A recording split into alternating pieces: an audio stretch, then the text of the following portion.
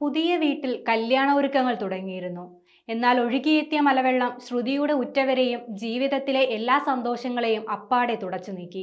വയനാട് ചൂരൽമല സ്വദേശിനിയാണ് ശ്രുതി.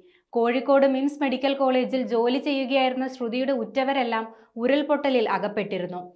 അച്ഛനും അമ്മയും അനുജത്തിയും അടങ്ങുന്ന ശ്രുതിയുടെ കുടുംബത്തിൽ ഇപ്പോൾ ശ്രുതി മാത്രം ഇനി എന്തെന്നറിയാതെ ദുരന്തത്തിന്റെ നടുക്കം മാറാതെ മേപ്പാടി PHCയുടെ വരാന്തയിൽ ഉറ്റവരെയും കാത്തിരിക്കുകയാണ്. ഉരുൾപൊട്ടലിൽ വീടപ്പാടെ വെള്ളം വിഴുങ്ങി. നിലവിൽ അനുജത്തി ശ്രേയയുടെ മൃതദേഹം രക്ഷാപ്രവർത്തകർ കണ്ടെത്തിയിട്ടുണ്ട്. എന്നാൽ ഉരുൾപൊട്ടലിൽ ഒലിച്ചുപോയ അച്ഛനും അമ്മയും ജീവനോടെ ഉണ്ടോ എന്ന് പോലും ശ്രുതിക്കറിയില്ല. ഡിസംബറിലാണ് ശിവണ്ണ സബിത ദമ്പതികളുടെ മൂത്ത മകൾ ശ്രുതിയുടെ വിവാഹം നിശ്ചയിച്ചിരുന്നത്. അതിന്റെ സന്തോഷത്തിലായിരുന്നു ആ കുടുംബം. മഴ പെയ്തൊഴിഞ്ഞാൽ ഒരുക്കങ്ങളിലേക്ക് കടക്കാമെന്ന കണക്കുകൂട്ടലിലായിരുന്നു ശിവണ്ണയും ഭാര്യ സബിതയും.